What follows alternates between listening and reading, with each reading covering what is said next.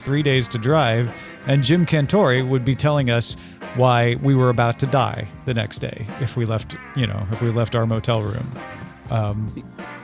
It was just it's just look always sensationalized. I will say I had to eat my words though, because it was in my group chat of Florida men and one woman, and I was complaining about the coverage, and I was like, man, I really wish that we had the days of Brian Norcross, who is a famous South Floridian meteorologist. He became famous during Hurricane Andrew. He was like the most popular person in the region for a long time. I'm like, Brian Norcross was the best. Just an old dude looking at the same satellite imagery that would loop 1,000 times, and he's just saying cities. He's just like, Cooper City, obviously now experiencing high winds. And I'm like, that's exactly what I want. And then who's sitting there on Fox Weather? Brian Norcross. And he's just like, Punta Gorda, now experiencing high winds. And I'm like, all right, at least they got that right. So between the two, I like Fox Weather more than I like the Weather Channel, though they both do dumb things. You know what was weird? I was watching the Dodgers game, and they did perfectly fine. This is not criticism or anything. They did a thing where they're like, for victims of Hurricane Helene and Milton, here's a place to donate, Red Cross, blah, blah, blah. Great, that's fine. Acknowledging that there's something going on, but not taking up too much time. And then later in the broadcast, they went to Ken Rosenthal at the sidelines for an update about Tropicana Field getting its top roof blown off. Which again, perfectly legitimate. We're at a baseball game. It's a baseball stadium. Baseball world cares about this, etc. They don't show it. It's Fox Sports 1. I know Fox has video of it because I went on YouTube immediately after to a Fox Weather YouTube about it. I did not understand that.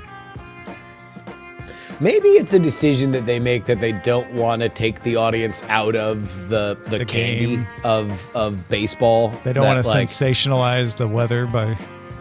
Yeah, I mean, just like you're just talking about something else. Whenever you mix sports with anything that's not sports, you get complaints. It's a stadium, so yeah, maybe you still get complaints though. I don't know. I was like, you're telling me it's bad. I know you have video. Show me briefly that it's bad. I don't know. It felt to me more like we don't want to show you because that would be sensationalist. And I'm like, I agree with you. You can probably show a still frame of exactly. That would be fine. Just to be like, oh, that's what it, because it was in tatters. Yeah. And I wasn't, when they said the roof blew off, I wasn't exactly sure in what way they were talking about until I went and looked at it.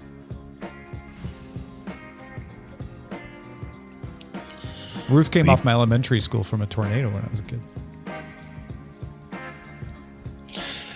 When I was in I think it was the summer before 8th grade, big hurricane in my hometown, and it picked up a house from one side of the street and set it down on the other side of the street.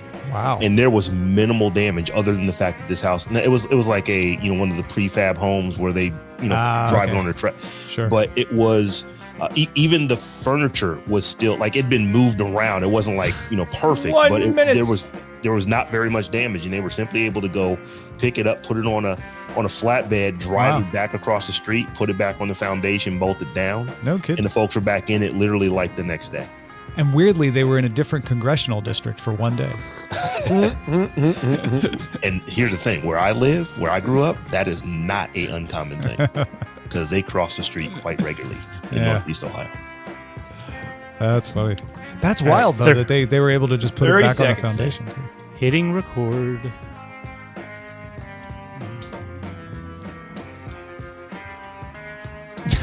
Lion Jim Video says, Fox Sports said, Weather Department, send us a picture. And the Weather Department said no. It's not in the budget. Yep. We don't have chargeback privileges. Yeah, that was not Dominion 1 money. Have a good show, everybody. Good day, Internet. Good day, Internet. Good day, Internet. Good day, Internet. Yeah, it's Thursday. Don't get confused. Sarah is off. Her birthday's on Saturday, by the way. Yeah. Happy birthday. Happy early birthday, Sarah Lane. We flipped things around. I was not on Tuesday. I'm here now. I get to hang out with Rob and Justin and Roger. It's exciting. Everyone wins. No? Everyone doesn't win? I believe wins. we all do. No, I think we all win more than we would otherwise. You have me doubting there for a second. All right, let's do the show. You guys ready? Let's do a tech show. Let's do it. Here we go. In 3, 2. Daily Tech News Show is made possible by you listening right now. Thanks to all of you, including Brad, Kevin Morgan, Paul Thiessen, and Mark Eller. On this episode of DTNS, Amazon's going to sell you Apple TV Plus. Rob wonders why posting Reels on Threads is the next new big feature. And we talked to Justin Robert Young about how people get political news from TikTok without following any political news people. Maybe it's the Electoral College Dance Challenge. This is the Daily Tech News for Thursday, October 10th, 2024 in Los Angeles. I'm Tom Merritt. From Columbus, Ohio, I'm Rob Dunewood. From deep in the heart of Texas, I'm Justin Robert Young. And I'm the show's producer, Roger Chang. Oh, my friends, it's Thursday. And if you listen to Good Day Internet, you already heard me say this. Happy birthday in advance, Sarah Lane. She's got a birthday coming up this weekend. Happy birthday. Yeah, so we flipped Happy some things birthday. around. Yeah. She's got time off. I'm here with Justin, Rob, and Roger. It's good times. It's a party. Good times. It's a party. We got good stuff coming up, too. So let's get right to it. Let's start with the quick hits. Intel's Arrow Lake desktop processors will arrive on October 24th. It's Intel's first desktop chip to integrate the neural processing unit. They do it with mobile and laptop chips, but this is the first one to have the desktop chip integrate to the MPU. Also, the GPU has up to twice the performance of the previous desktop generation. And overall, compared to Raptor Lake, Intel says the new chip should use up to 40% less power and run around 13 degrees Celsius cooler during game loads. Prices range from $294 for the Core Ultra 5 245KF up to $589 for the flagship. That's the Core Ultra 9 285K. Intel also announced that its Core Ultra H and HX series, which are for gaming laptops, should arrive in Q1 2025, and we're probably going to hear more about that at CES. ByteDance, the folks who own TikTok, have launched their Ola Friends earbuds in China for $170. The buds use ByteDance's generative voice assistant Daobao, and Daobao app has 47 million monthly active users, making it the most popular generative chatbot app in China. The earbuds come from the Ola Dance company ByteDance acquired earlier this year. Pre-orders are open now, shipping October 17th. We've talked before about using radio wave detection to sense motion without having to put a camera on somebody. Threshold Care is now selling motion Wi-Fi sensing plugs that can monitor people for healthcare reasons, particularly is how it's being marketed, without having to stream video of them. So the plugs go into the electric outlets, they monitor Wi-Fi interference, and if you move about, the Wi-Fi radio waves bounce off you in a way that it can tell somebody's up, somebody's moving about. That way you can say, oh, looks like grandma or grandpa are up this morning, or you could tell if somebody gets up in the middle of the night. They don't act as smart plugs. These are just pass-through, which is unusual, but maybe that keeps the price down. The plugs are available in a 3-pack for $59.99. Blizzard veteran Chris Sigady's Secret Door has released details about his upcoming mobile game, Sunderfork. It's a turn-based tactical RPG that you can play on a phone. It's by all accounts easy to set up for co-op. Kevin Purdy compares setup to Jackbox. It's meant to offer the experience of a tabletop game with friends using your phones as a controller and connected to one main screen everyone can see. The game is due out in 2025 for PC, Xbox, PlayStation, and Switch. It's being published by former Blizzard CEO Mike Morhaime's Dreamhaven. That kind of sounds fun. I think that sounds awesome. It actually does. I think I want to try that. Good call, Chris Sigety. Malicious attacker has compromised the Internet Archive's Wayback Machine, leaving a JavaScript pop-up to prove they had done it. Troy Hunt's Have I Been Owned database, which helps users track if their information has appeared in a breach, said that the database contents from the Internet Archive were confirmed to be real and were now shared publicly, including 31 million records. Those records have email address, screen name, the timestamp of the last time the password was changed, and the bcrypt hashed passwords. So salted and hashed passwords. They're not plain text, but they're there when quantum computers come, and they can crack them someday. There's some other internal data apparently as well. The most recent entry was September 28th, so not that long ago. Then Wednesday and Thursday, the Internet Archive suffered a denial of service attack that was claimed to be done by a group advocating for Palestinian rights.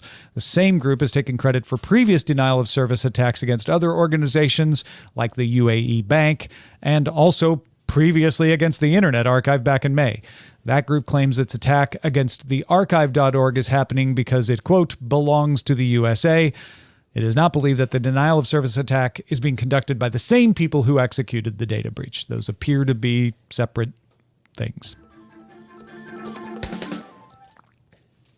Amazon announced it is going to sell Apple TV Plus, the TV service, as an add-on to its Amazon Prime service. If you didn't realize this, Amazon has more than 100 add-on channels. So you can add Starz and Shudder and all kinds of things. Some of them pretty big services. Max from Warner Brothers Discovery, Paramount Plus, and now apparently Apple TV Plus. In fact, Netflix, Disney Plus, and Peacock are the three biggest streaming platforms that are not available as an add-on to Prime Video. I think this is another move in the continuing development of platforms that want to make it easy for you to manage your subscriptions. Everybody complains there's too many subscriptions. I got to pay too many different bills. So cable TV companies have been starting to say, hey, we'll give you streaming subscriptions if you subscribe to cable. One price. You don't have to manage a bunch of stuff. Amazon is one of the people who've been a platform saying, yeah, you can get a lot of different subscriptions here, and then you just have one bill to Amazon, one place to manage them. It is interesting to see Apple TV Plus become an add-on to Amazon, because Apple TV Plus is a platform that you can add on subscriptions to, including Paramount Plus. So I don't know that you'll be able to do that and nest them that way, but it would be very confusing and interesting if you could. Nevertheless, Justin and Rob, this is Apple definitely continuing to try to sell Apple TV Plus rather than using Apple TV Plus to sell other things, right? I feel like they're all coming for me. I am a serial churner, and I will cancel a service at the drop of the hat. But the more they get bundled together, the harder that becomes. Mm-hmm. So from that standpoint, it's smart. It's also smart because Apple TV Plus, as far as streaming services go, is not really that big. It's, not a lot of, a lot of people, partake of it. The shows are really good. But when you look at the subscriptions compared to other services, they just don't have that many subscribers. So if it's a play for them to truly be in this field and truly be a streaming service, it kind of makes sense to go to where people are signing up for services.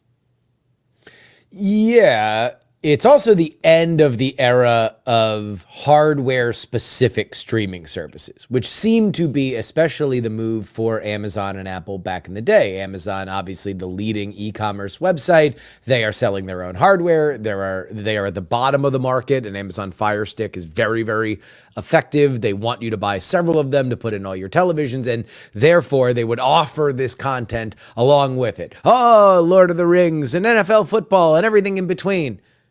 Apple, similarly, higher part of the market. They want you to buy a very sleek device that has the Apple feel to it. You're able to cast it from your iPhone, but these are prestige shows. Oh, we have all the big stars. Tom Hanks has a robot dog or something. Now they're both realizing we just need to put this wherever we want if we want to take the idea of being a streaming service seriously. And it's an end of an era, but obviously, everybody's looking to figure out what the future is going to be, and it looks like they both want to commoditize their product a little bit more. Rob, I will point out, with this versus the cable model, you could still turn things on and off that are add-ons, although you wouldn't want to turn off Prime Video because then you lose all your add-ons. So I get what you're saying. It does make it a little more complicated. Yeah, it's an extra step because one of the reasons why I do it, it's relatively easy to cancel these services individually. Yeah. But if I've got to go and I got to go into Prime and I got to look at which 19 of these 104 things do I want to cancel today? Well, it just makes it a little bit more. 100 of them at once, will you? I don't. Okay. I don't because I'm holding out. I'm trying to have them each bill me individually. I know that some people are saying, well, that's what we don't want. I do want that because I see it. It's like, wait a minute, I haven't watched this in 30 days. You're gone. Whereas if it's all coming through one bill, I'm not looking at I'm not looking at an itemized line item thing from Prime to say, oh, I'm subscribed to this and I didn't watch, or subscribed to this and I do watch. So for me, a serial churner, this makes it a little bit more difficult, but I understand absolutely why they're doing it. But that means that you're just going to stay off this. You're just going to stay off this. You're just going to make the deal directly with each service. And in this case, it's really not a big deal because it's not like you're getting a discount. It's the same price to sign up for Apple TV Plus with Apple or with Prime. So for me, it makes no sense to absolutely, to make any changes. You're making Apple TV Plus more money by going directly. Because the premise here is they're going to share some of this revenue with Amazon in exchange for possibly having more subscribers, right? So they'll end up making more money. They'll just make less per user. How funny would it be if Apple's like, oh, gross, you actually take a cut? Like that's she's greedy much? Protesting that the cut Amazon takes is too much. I mean, I'm just listing it. What do you really do? Can I let me say something about Apple TV? Apple TV Plus has been joked about in Hollywood as simply being an excuse for Apple executives to go to the Emmys and Oscars. They do these gigantic television shows with top talent. Some of them are good. Some of them aren't watched at all. They have these huge science fiction series like Foundation, and they don't really care. No one really, you don't hear because Apple TV underperformed in terms of subscribers that like, oh, the Apple TV heads are going to roll because the sub numbers aren't there. They don't care. The Apple TV Plus is a rounding error to what Apple makes on a regular basis.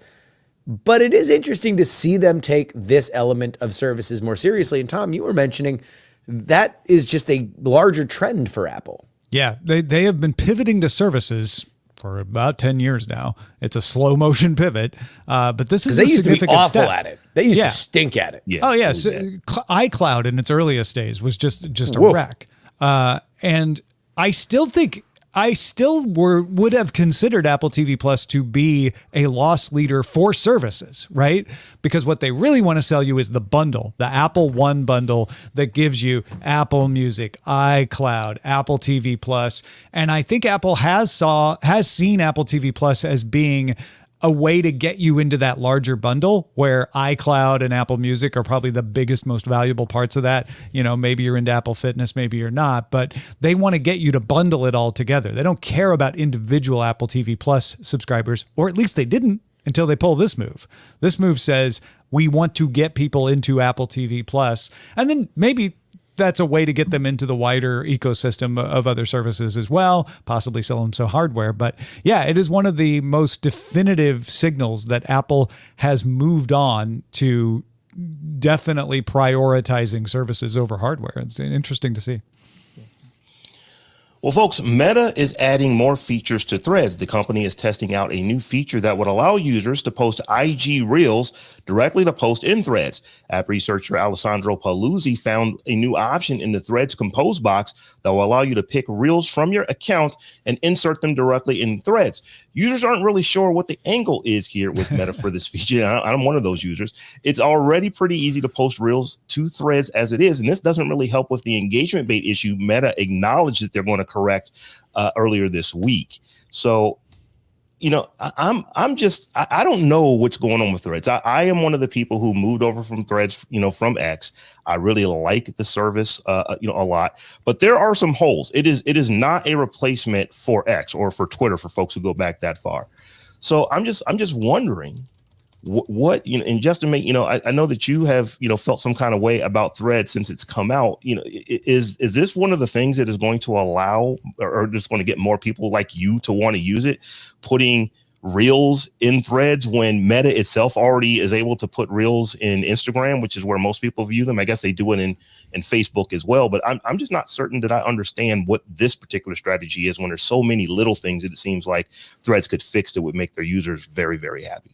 Audio listeners, I want you to please just Google shocked Pikachu face, which is what I've been making while Robb has been doing that excellent job of recapping the story, because obviously I am shocked, friends, that Threads has no core audience and is desperately searching for any level of engagement. I have been down on this product from the very beginning, mostly because, and I am a X user, I don't know if X is worth copying. I don't know if X is something that is without a dedicated reason for it. And we will get to why I think Substack has a good reason to do it. But for X, writing is not the point of either. Well, it's not the point of Instagram, and to tie it to it and not make it its own thing and try to establish its own culture has always been a head scratcher to me. This seems like just a way that the numbers on Reels can go up, which makes people want to publish Reels more. I have no idea how the number of people that watch my Reels get them, but I would imagine that at least a portion of it is because it filters out to other platforms like Facebook, which drives that number up. So I don't know. It's always been a product that to me didn't have a central core thrust. There was no gigantic reason why to do it except for in the moment that it was born, Elon Musk had bought Twitter and everybody was mad about it, quote unquote. The internet everybody, which is like the royal we. The internet everybody is 13 people you follow. Yeah. Did Threads let you post video before this? Yeah, you could. So you could just post a raw video. So it's not just you could Reels put as a fancy Reels easily. You could very easily put Reels on here. So I guess this is going to make it a little easier because now when you're actually in the Threads compose box, you can click a button that will open up all your Reels from Instagram. Yeah. But what most people would do is that if I want to put a Reel on Threads, I'll just go to the Reel and then share it with Threads, and then it's just there. So it's not just a fancy way of adding video. It is specifically saying we want you to be able to take your threads and put them on Reels. The way you can take your Instagram posts of any kind and they can cross post to Threads. I agree with y'all. This is not the killer feature that everybody was waiting for, but they are definitely tying Threads and Instagram together. And I could see them saying, well, this is an easy one to add. And there's a few people who want it. Let's do it. Right. Just because it's the feature that came out doesn't necessarily mean they even think it's the most important feature. It's just one they could knock off the checklist. Look, Threads and Instagram aren't tied together. It's the reason why Threads exists. It's the reason why anybody is on Threads to begin with. If it weren't for the fact that it were tied next to it, then it would cease to be. The product isn't good enough to stand alone, and they know it. Yeah, and like we're folks from like I'm an early adopter. I've been using this thing since day one. And I do absolutely enjoy using the platform. But there are things, for example, if I am on Threads and I'm having a conversation with someone and I want to DM them, I don't want to have to go to Instagram. If you look at my Instagram, there's 2 posts there over the last 13 years. I don't use Instagram. So why would I have to go to Instagram just to have a conversation with someone? So if Meta truly is interested in, well, these things are tied together, it's really easy to bring Reels over. Why don't you bring over the other stuff that probably would be really easy as well, like DMs? Give me the ability to DM directly in the interface. Give me the ability. DM is a moderation overhead. That's why they're dragging their feet on that. Because they want to make sure that they have got their fraud and abuse and all of that stuff in there. Because as soon as you allow DMs, you get people complaining about DMs. Because that's head count. Yeah. That's head count, and that's they don't want to. They don't want to assign head count when it's a product that nobody cares about. Sorry, Rob. Yeah. To hear people complain this much makes me think it's popular. Because this is the level of like, why won't Twitter give me an edit feature kind of complaining. When's the last time you looked at Threads, Justin? When I accidentally hit the box on Instagram and I get taken into Threads because I have fat fingers. So here's what it is for me. I tend to use social media platforms for being social. So I actually have conversations. There are internet friends that I have made on Threads or have maintained from X over to Threads. So for me, I log into the system a couple times every single day. I post something on there almost every single day. So I am a user, and there are hundreds of thousands of us. There are millions of us who are using the platform every day. I would just hope that Meta will actually get to the point where they start making it easier for us, because it's not like I'm saying, oh, I'm going to go jump to Blue Sky or Mastodon or something like that. But a lot of people are, just because they're not giving the moderation tools, they're not giving DMs, they're not doing the things that a social media network that has as many users as Threads has generally has. And that to me is where the problem with Threads is. It's like, it's big and they don't have big platform features yet. Tell me your least favorite thing about engagement bait posted to Threads.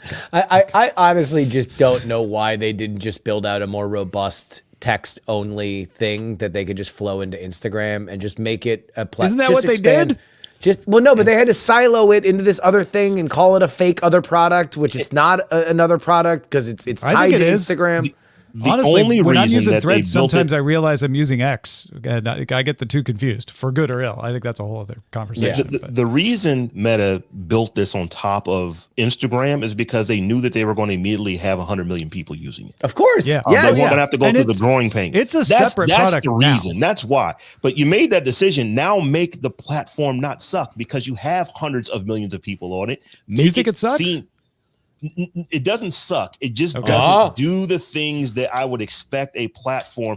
It is not as good as X. It's not there yet. It isn't. It is not as good as Facebook. It just isn't. You say what you want to say about Facebook, but it's not as good as that. So it's not as good as Blue Sky. So Jaiku in the mud. I don't know about that one. That's debatable. It has more people, but the feature set. Blue Sky is more feature set. Yeah, all right. I'll buy that. Yeah.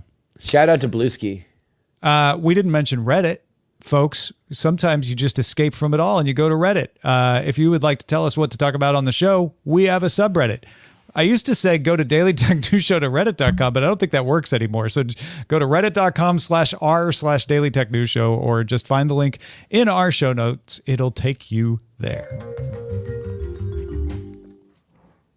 There have been reports that a lot of people get news from TikTok. Interestingly, a report from Pew Research this week finds that less than 1% of U.S. TikTok users actually follow politicians, civic actors, or traditional media outlets and journalists. Most of these people do follow entertainment, pop culture, humor, and of course, viral dance clips. So I don't think that is surprising. But how does it explain that 45% of U.S. TikTok users report seeing at least some content about politics? One explanation could be that maybe they're getting their content from the entertainment posters who mix in the political and the news content. The other is, of course, the algorithmic For You tab, which shows content from creators you may not follow, but TikTok thinks you're interested in. Maybe TikTok is forcing the news on people.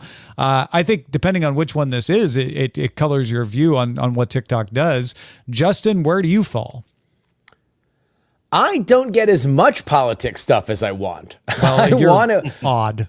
I want to be surfaced old clips of Walter Mondale, and I am continually left without it on my For You page. This doesn't surprise me at all. I think it's reflective of the larger trend of what people actually want. In fact, one of the things that is happening currently in our modern American election, as it rounds into its final month for President, Senate, and the House, is that undecided voters that are not plugged into politics are very, very hard to find. And it's because mainstream sources have become very politically driven. News, by and large, is something that covers politics at a way larger scale than it would in past decades. And so if TikTok is the kind of place where you escape because you don't want to watch CNN, you don't want to watch Fox News, you don't want to read the newspaper, you don't want to do these other things that have a politically driven bent to it, then it does not surprise me in the least that when you're on this vacation, you don't want to do any work. But people see it. Is that well? Is people that see bad? it because people see it, I think, now, and I wonder what the time frame of this survey is. People see it now because it's hard for anybody in the world to not get some flicker of the American presidential election. It is the biggest news story in the world right now, just because of the outsized influence that American politics has. So this is the time when to that world events such as Israel, Ukraine. Yes, of which all of this which ties into all of that. Yeah, everything is ratcheted up right now, and especially in the cohort that pays attention to TikTok the most. These are very, very salient issues. And also what is political is blending. You know, our modern politics is very culture savvy. And, you know, there's no, it's not a surprise when Kamala Harris became the Democratic nominee. Her campaign itself were tying her to Charlie XCX and Chapel Roan, the hottest music acts of the moment, because the gap between what used to be the grown-ups doing grown-up stuff and the kids doing kid stuff, and maybe the two meet every once in a while, is now far closer together. And TikTok is an example of that blending. When I was reading through this article, I thought, it's like, you know what, it seems like I see a fair amount of political stuff on TikTok. And then I thought about it. It's like, wait a minute, am I actually a TikTok user? I've never posted a single thing to TikTok.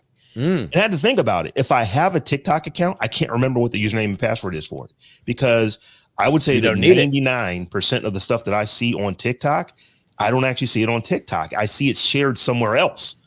And I'm just watching it via a website. And I think the things that are being shared are coming from other social media platforms where maybe politics does play a little bit more. So that's why I may be over-indexed in the amount of politics that I see when I absolutely realize that I am paying attention to something that is on TikTok. And I wonder if that's how a lot of people are seeing it. They're saying that they are TikTok users, but are they really? Are they just seeing a lot of TikTok every day as compared to being someone who is logging into the application and looking at things that, is coming to their feed every day? I don't know what the answer to that question is, but I wonder because for me, I technically am not really a TikTok user because I don't have the application installed on my phone. I cannot remember what my account is. And even though I see TikTok videos darn near daily, they're coming from someplace else that can be curated in a different way than what TikTok is actually doing. I hadn't even thought about that. That's a fascinating aspect to that. And to answer your question, Justin, the 45% who say they saw some political news was from a Pew Research Center survey March 18th through the 24th of this year. Okay, so that's within primary season. Yeah. Makes sense. I do think that a lot of this is probably, I think more of it than I would have expected is probably what Robb's talking about. And maybe that's a prime mover here. I also know that my wife uses TikTok. She posts to TikTok a lot. There's a community she's involved in there. And that community will often start talking not just about the thing they're talking about. They're here to talk about music, right? But they also start talking about what's going on in Gaza, what's going on in Ukraine. Like that will bubble in there because there's no rules. They can talk about whatever they want. I think that is part of this too. I don't know how much is for you. I know the tinfoil hat would be like, oh, TikTok's pushing an agenda and showing you news it wants you to see. I don't ever see news in the For You section of TikTok because I never use TikTok for that. So I'm not sure it's that. I think it's probably more endemic or what Robb's talking about would be my guess. All right, before we get out of here, let's check out the mailbag regarding our discussion of Notebook LM on GDI Wednesday. Philip writes, I think what's most profound about it is that it may be the best demonstration of generative entertainment yet. There have been plenty of AI sites that generate audio and video shows from scratch, like InVideo or LTX Studio, but they are always really bad, very cheesy, full of randomness. But this deep dive podcast from Google generates such an amazingly realistic and genuinely entertaining show, it's unprecedented. It feels truly intelligent in a way that most of the current AI does not. Once they start offering more malleable versions of this technology, we're going to see, and I can't wait to make, really wonderful and ridiculous shows popping up. Viva la deep dive, says Philip. Which, by the way, I immediately trained at Notebook LM on his post and then sent that back to him. Oh, good. It's actually pretty interesting. We've also got another one here, another mailbag item from John Barger from IT Sparkcast. He writes in and says, in the September 13th episode of IT Sparkcast, we discussed a newly discovered attack vector, RAM RF radiation. RAM is so fast these days and draws so much power that with the right equipment, a hacker can read the contents of RAM remotely. This will require a device in the same room as the target computer, but could be as small as a Raspberry Pi with a specialized hat. Think Darren Kitchen's Wi-Fi Pineapple. Yeah, there's a lot of cool stories about this. I had not heard about the RAM one. Thank you, John, for sending that along. I've heard of ones that can read the fan noise changes and be able to exfiltrate data just based on the fan monitoring. These are usually not practical because they're hard to sneak into the room that's air gapped without detection, whereas a USB drive is not hard to sneak in without detection. So that's why we usually get what we talked about yesterday. But just being able to sense the RAM on an air-gapped machine is pretty impressive. Thank you, John, for sending that along. And thank you, Justin Robert Young, for being here. What's going on? Anything new in your world? Oh, baby. Yes.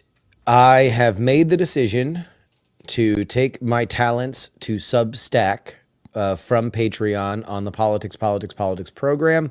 For the vast majority of you that only listen on the free feed, nothing's going to change at all. But if you do want the bonus content that I put out twice weekly, then you're going to need to go to Substack instead of Patreon. Thank you to everybody who has done that already. If you were subscribed to Patreon, I'm actually about right after this to post the episode that normally goes out for everybody. If you were on that feed, go ahead and get your free RSS feed from Substack. That is comped through the end of the month. And then we would ask you at some point between now and then, you go ahead and change your payment information to the new process. It's been a dream working with Substack, and I look forward to talking more about it. Fantastic.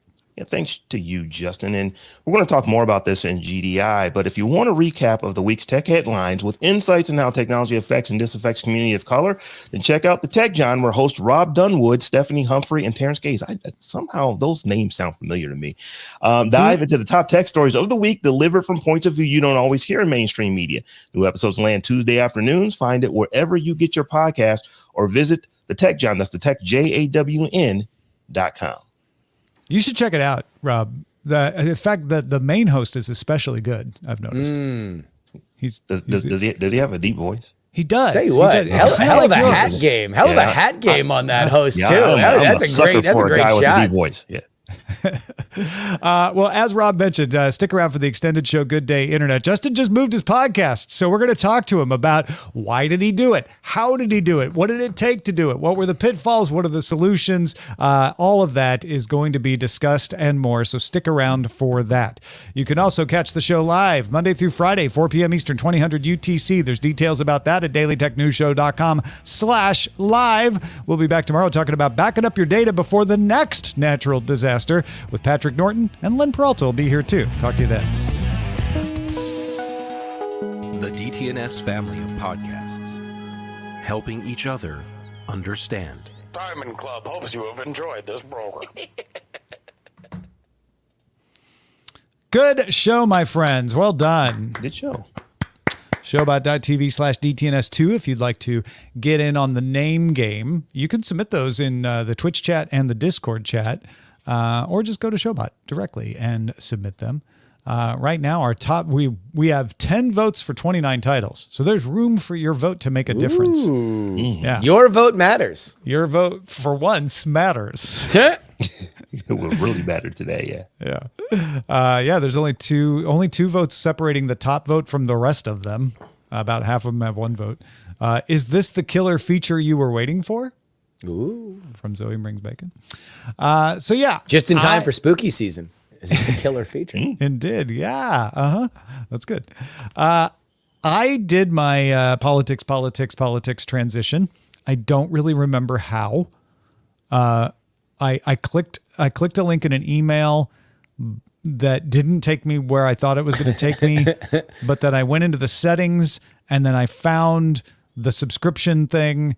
And then I saw add this as a podcast, and I clicked it and it opened it in Pocket Casts and I was subscribed. So in the end, it was pretty easy for me.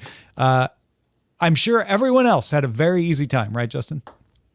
Yeah, in any You've had process, no problems, no sleepless nights. Everything is just well. Let me tell you gravy. this, and this is where I am going to glaze Substack a little. Okay, they have been white glove, top notch, helpful. That was the most impressive thing to me when you said that you were talking to them, like actual people. They've got two of their migration people that are in all of my chats. Before I can respond to my chats, they are responding. They put their actual work emails in the post so people can send that to them.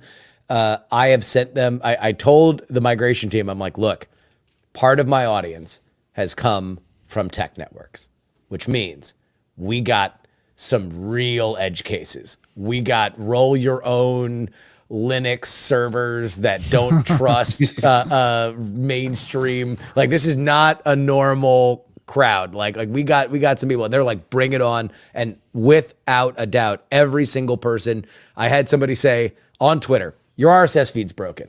I'm like, okay, well, that's odd. What podcatcher do you use? I don't use a podcatcher. Okay. How are you getting the show? I direct download on my Brave browser. And I'm like, okay. Apparently, Substack's thing, they had somebody within minutes get in touch with them directly to help it. So I Nice. thank Substack for doing that, because podcasts are a diffuse platform. Everybody's got their own solutions. One size fits all problem solvers are hard in this business. And so Substack took that seriously, and I was really, really happy for that. So Justin, can you guess the social media network that I learned that you actually made this move yesterday? Was it Threads? It was Threads. That is where I saw the post. So I love Threads. A lot of people don't talk about how good Threads is, but I think Threads is great. Yeah. They get a bad rap from some quarters. They really do. Yeah. No. My question for you though is what precipitated the move from Patreon over to Substack? So, top line, I believe that Substack is the future of political media. And we don't really talk about kind of politics really on this show, aside from like a top level stuff. But if we're just looking at Substack as a destination, they have been very aggressive with top level talent. And I would put Nate Silver as a great example, somebody that Disney once committed tens of millions of dollars to build a vertical around. The New York Times built a vertical around, and now was a free agent. Instead of going somewhere else and taking a deal, he went to Substack. On the other end, you have somebody like Gabe Fleischer, who does a fantastic 5-day-a-week newsletter called Wake Up to Politics. He's done it since he was like 12. He's an awesome dude, but he's very at the beginning of his career. Substack aggressively went after him to bring his product to their platform. That to me shows that from both ends, they understand what engaging content is. I found myself on Substack more and more throughout the summer, and I just think that there's great talent. It is a place where I've found myself just consuming really, really good stuff. I found great writers and great thinkers there. So I've made no bones about the fact that I was cheesed off that Patreon decided to eliminate per creation billing. I found myself. In fact, I believe you referred to me as in big monthly billings pocket. Big monthly, yeah. And so I was mad about it, and at a certain point, I kind of realized, look, I've lost the war. Like it's never coming back. So now let me take a look at my options, and if I were to go from Patreon to Substack, when would be the best time to do it? Would it be better in the last month of the election? To be clear, to anybody who's listening, you didn't go to Substack because they do per creation. They don't. No, they don't. They do monthly. Even though that got you looking, that's not the reason. It was just because I no longer had a thing that was exclusive to Patreon. Yep, exactly. You know, the way that I was going to interact with my audience was going to change no matter what. It meant I was going to wind up making less money, at least initially, because of the way that per creation works. If I am charging $3 a week, which is what I was for my bonus content, in a monthly cycle, unless I want to, average it out, it's cleanly better at 12, right? But that means I'm charging $12 12 times a month or 12 times a year. With Patreon, I was charging $3 52 times a year because it was each week that it happened. There's more money that comes in with that. So no matter what, I was going to take a money haircut on what I was charging because I didn't want to make it weird. I didn't want to make it more than $12 because I cleanly said to my audience, it's a $3 a week thing that's already high. I didn't want to make it any higher. So I looked at Substack, and there are things that I don't love. They don't have a tier system that is as flexible as Patreon. But as they described it to me, part of why they've done that was deliberate, in that they want every Substack to have the same small, medium, large options: free, monthly, annual, and then a super fan crazy tier, right?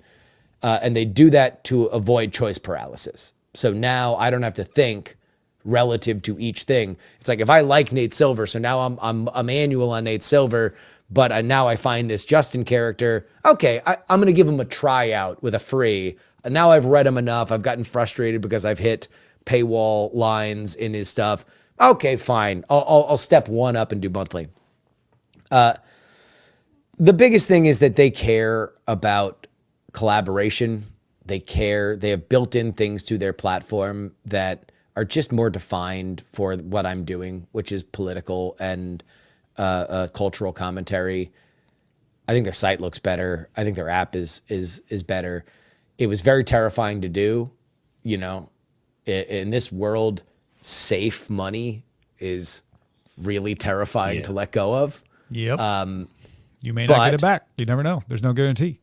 But I do believe in this platform. And when I was at the conventions, I looked around and I was like, I think that Substack is going to have one of these network television outposts in 4 years in both of these conventions. Interesting. You're not the first person I've heard say that. I think that that's going to happen. And if I want to get on the train, do I want to do it now? And so I took a risk. It is at personal peril. My wife is still unemployed. I have a new baby, but all the more reason, friends, that you should head on over to takepoliticsseriously.com and the only sign reason up. Justin happens to be holding that baby in his videos about this transition is purely accidental. It has nothing to do with guilting you into switching to that. I am going to Substack. put my adorable daughter's face in every piece of communication to let people know that I have a Substack now. But yeah, you know, here's one of the cool things.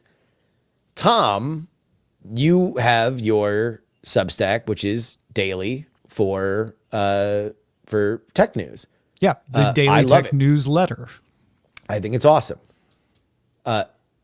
When my Substack launched, I had an opportunity to put people that I really like, that I read all the time, in a recommended tab. That means that when you like Bill subscribe to Scher me, showed up for me. I was like, oh, that's cool. I didn't realize Bill had a newsletter, or if I did, I forgot. Yeah. That means that when you sign up, it gives you the option to say, oh, look, these other newsletters. And that means that you've grown because I exist on the platform. Yeah. Like 20%. that's rad. That's rad to me. You know, that because in our world, the feral internet world, the only thing that works is collaboration. The only thing that works is you know, that I'm on a thing and you're on a thing. I have grown tremendously because I show up on this show. I grew tremendously because I was on TMS. I grew tremendously because I was on Twit and I've guested on other shows. That is where I've found an audience. It's the only thing you can do is prove to them that you are somebody that is worth their time. For there to be a platform that really cares about that and it's baked into the core of it, man, it's something the likes of which I've never seen. Yeah, I was not expecting that. And I have two Substack newsletters, and they're both getting uplift because of that.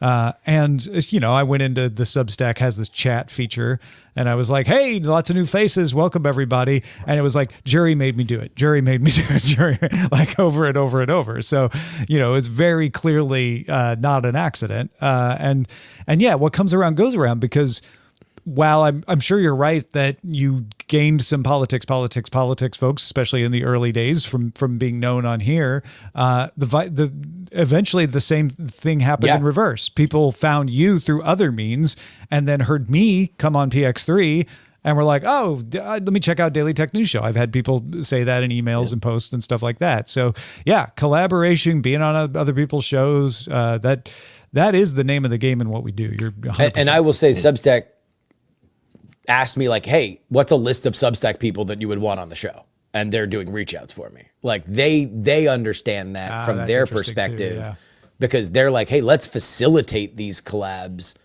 because if that happens, everything gets better. Because also that's the other thing about Substack is that they have the ability to tag in a way that Patreon just simply doesn't. Like I can post to the Notes app and tag you and tag, you know, so we're basically getting, so Rob, you mentioned we were talking about the threads thing. I needle about the thread stuff. But part of the reason why I do think that it's interesting is that it is kind of cut off from another point of view. You're not talking about a thing that leads to something else. Twitter became what Twitter was because it was the town square and because journalists got obsessed with it. Now that there's been a diaspora, some go to Blue Sky, some go to Threads, but there's no bigger hub of news than X. And Threads, to me, kind of feels like it's a great clubhouse, but it doesn't have like a grander purpose. The good thing about Substack and their notes feature, which is quiet, right? I often get fed old notes from like weeks ago from other people. There's not a ton of people using it. But the good news is that everybody using it has a Substack account that can in one click sign up for my newsletter, that can in one click subscribe. So it's like, if I get hundreds of people worth of traction there, it is so much more worth my while to put that out there than it is to do it on another social media platform and beg, hope, and scrape that they do the impossible and jump from that website to another website or click a link that then they have to click another link where you're at a vanishingly small amount.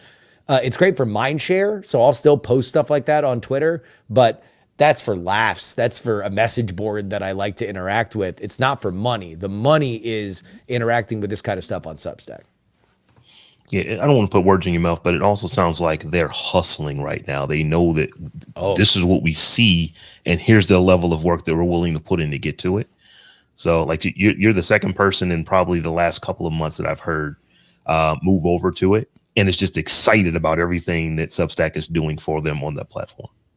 Well, I think this underlines another element, which is owning your audience is key to this entire process.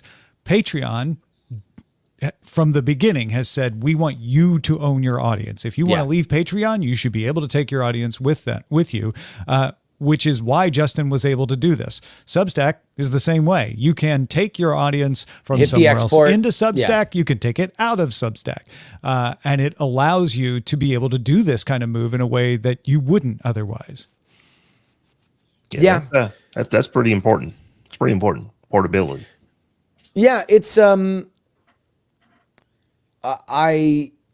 very curious where we go right now, because if you look at it from a meta perspective, right now you have a declining mainstream media ecosystem that has less money and is betting on increasingly specific types of talent. So let's take it like sports, right? Yeah. There's a basketball writer, Zach Lowe, who is a great basketball writer and is one of the smart guys that does like analytical kind of writing. They tried to make him into a television personality. Mixed results. Didn't really work. But he was a huge part of their digital offering. And he just got fired. So now, when that was happening, and this was all happening when I'm making these final Substack decisions, by the way, and I see the #1 comment on like Reddit, let me know when the Substack debuts. I'm like, that's just where people are. They want it. Yeah. They're like, oh, this is actually good. I would rather pay him directly. The same people that would balk at paying for ESPN's paywall because they're like, do I need it? How much are we really going to get out of it? They'll pay more to Zach Lowe specifically if they get the content that they want from him, they're excited he got fired. So it's like that to me is like, oh my God, that's just where content's going. And Substack has done a good job of creating that culture. Yeah, the Zach Lowe thing, a lot of people are saying, and we haven't really heard from him yet, but a lot of people are saying is that the best thing that happened to him was getting fired by ESPN because now he can really go make money on something like a Substack or Ghost or whatever he decides to do. But when they can subscribe to him directly and he can talk about whatever he wants to talk about, that's power. Weird Ami wants to know if you think they'll still be as responsive once you're dependent. Like, yeah, sure, they help you because, they're getting you over on the platform. I mean, once I get to altitude, like there's an actual discoverability that happens on Substack that has not happened on any other platform, and that has nothing to do with them. I am now a partner or whatever. I'm a bestseller, which is their Bestseller, partnership thing. Not a high bar. I don't know if I want to open the kimono on exactly how many subs you need to be a bestseller. Not a gigantic amount. But, you know, so I have access to a rep and I can talk to people. I think right now they're in a situation where they realize that a high tide raises all boats. And more than that, that there's more money to be wrung out by a bunch of content creators that keep talking to each other, that keep interacting with each other, because that's the most likely audience to subscribe to a political thing is one that is already subscribed to a political thing. Like, and they exist there. So how much do I expect from them?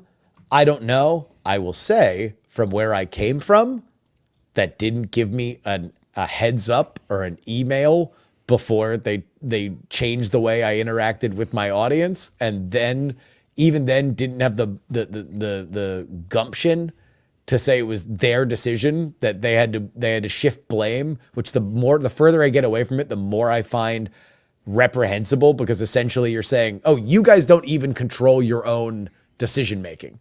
You're just going to be a guy complaining on the internet that Apple made you do it. It's like, come on, really? I don't want to be mean about Patreon though, because I still have a lot of stuff there, and they gave me my career. When did you announce this switch from Patreon to Substack? It was Monday. Monday. 3 hours ago, I got a survey request from Patreon asking, what do you think about the changes announced on Patreon due to new fees being enforced by Apple? Maybe you had more effect than you thought. I don't know. Let's clip GDI and send it over to him. I mean, I'll say this. I wrote many versions of the 2 essays that I wrote for my Patreon audience and then my first post on Substack.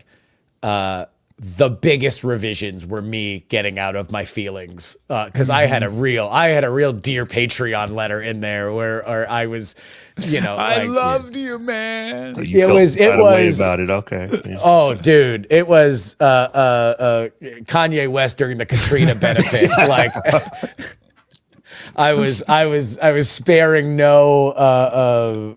I was like trying to think, and then I realized, like, look, this isn't about me or what I think, blah blah blah. Like, let me just spell it out, why I'm excited about Substack and what people need to know to move over. But it's exciting. I'm legit excited for this platform, and everybody I've talked to there seems to get it. And everybody I know who's switched is still excited about being on it. And so when you were at the conventions, how many people around you do you think had a Substack, whether they were affiliated with a newspaper or broadcast network or not? Not a lot. Mostly because the credentialing system of how stuff is done, you kind of need to have favors the even if you're new media, you kind of need to have done it for a little bit, or it's got to be a pretty big money entity that's pushing for it. It's not hard to get a credential, but you do need to kind of know the rules and jump through a few hoops. Yeah. I think that going forward, especially if Substack does things like alert their political people, hey, you have to apply, or we will help you apply through the channels that you can go as a Substack person. Like, I think you're going to see a lot more, and it's going to happen if Substack decides to lay out the money to like run coverage, which I think that they might. Like, they already, if they were just to roll out a set and cameras and just book their own talent and fly their own talent out, they would be one of the more star-studded places to cover stuff. Like, and it would drive tremendous traffic to all of their talent Substack, and that would make them more money because they would get a cut of every interaction. So, that was one of the things that I looked at, and I'm like, I always think about this with the conventions, is because it happens in that 4-year cadence. Who's going to be here next time and who's not? And I'm like, all right, all the television networks, you're all going to be there, obviously. When I was sitting on the set of BitTorrent News in 2016, I'm like, well, this is not going to be here. I might be here. It's BitTorrent News. BitTorrent deciding it's not just the place where you steal Photoshop, but now it's the trusted name in news with my mug as the way to launder it was not a good idea. But yeah. And when I look at it now, it's like if Substack doesn't do it, it's going to be because they're already going to be big enough and they can maybe just run a loft outside of it and still get as much coverage as they need. And just because I know at least one person is thinking it, DTNS is staying on Patreon.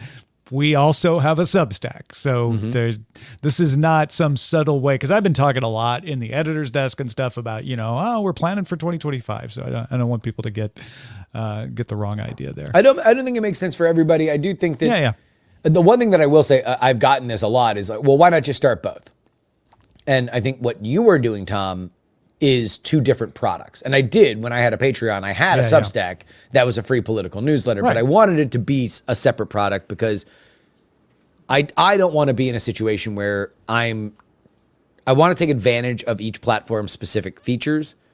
I don't want people to feel like they are obligated to subscribe to the same content on two different platforms. That's something that I'm very serious about. And so it just made sense for me to go whole hog. And also it's hard living in the middle. It's hard updating two different platforms. But there's more maintenance. You got two different things to take care of, for sure. Two different things that can go wrong, two different things that can get posted the wrong way, two different things. It's just, it wears on you. Yep, indeed.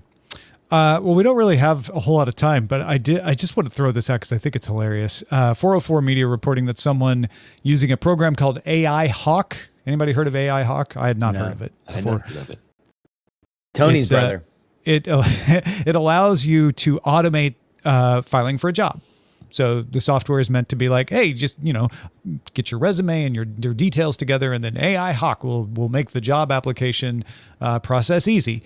Well, one person said, great, keep applying, and used AI Hawk to submit job applications at a rate of 17 an hour until they submitted a total of 2,843 applications. I think there's going to be more of this, and it means that there's going to be more AI powered people going through these gigantic piles of resumes. People use models to screen. According to TechCrunch, 42% of companies admit to using generative tools to screen applicants. Seems fair that the applicants can use the tools. In fact, it might just be more efficient to let the tools work it out, as long as there's actual humans on either end. If I were a betting person, I would have to imagine that the person who did this is not looking for a job anymore, because people are contracting this person to help them submit roughly 2,800 job applications because they're in their job search as well. Yeah, consultant, boom. Done. AI Hawk Ninja consultant, $200 an hour. Yeah, I know that a lot of people are looking at this, and it's a little bit of a sensationalized, like, oh, look at people abusing the tools. I don't feel that way about this one. Maybe no, here's the thing. So I have, my oldest child. She's very gainfully employed, but she does like to keep things updated. And she was just telling me how everything is automated now. It's like these companies aren't even related, yet the way you have to apply to them, they clearly are using the same system on the back end because they're using AI to go through all the resumes. Yeah. So I can, clearly it was just a matter of time before someone said, hey, you know what? If this is what they're doing to me, I'm going to do it to them. And I can't really be mad at that. I'm trying to look up AI Hawk. It seems like it's more of a node. Like it may not be specifically for automating job applications. It's something that was adapted to do this. So there might be even more skills than we're thinking here. Yeah. It's an offensive artificial intelligence node. So it can do brute force attacks or do brute force job applications. Actually, that just raised it. That just raised my estimation of what happened here. It's like you using AI Hawk for good, right? There's no harm to this. As long as all the information was legit and this person's actually looking for a job, nothing wrong with that at all. No, I honestly think that a lot of this is going to just become the norm. When we move into a world of agents, which agentic AI is closer than we all think, then this is just going to be a thing that happens between two AI agents. You're just going to be when you're on the beach or you're employed and like your daughter Robb, you're just like, I want to keep the keep the options open just to see where everything is. Like, you're just gonna tell that to your agent, and your agent's gonna just be lead every day. Yeah. One of the pleasures of doing this job is seeing what the folks on our Patreon say. And I've mentioned it before. I think I even mentioned it in passing yesterday. But one of my favorite things is RW on our Patreon always gives us an update of what he's doing while he's listening to the show. And there'll be reactions to what's happening in the show, but it'll be like which pub or coffee shop they're at, and you know what's happening with their potatoes, and you know what the weather is. It's just lovely. A non-junior is another one that just will show up and have some insightful from their personal experience insights that show up on Patreon. So I really adore the community that we have created here, and I love hearing from y'all. And George and Howard and everybody else that posts regularly too. I love hearing from every single one of you. Ryan telling me in the Discord that the roof coming off of Tropicana reminded him of the Metrodome issue with the ice on the roof, you know, in a lot of ways. Just good stuff. Thanks everybody for being part of this community and supporting us at patreon.com/DTNS. That's going to do it for us today. We'll be back tomorrow, though, with Patrick Norton helping us prevent disaster. Until then, have a good day. Good day, Internet.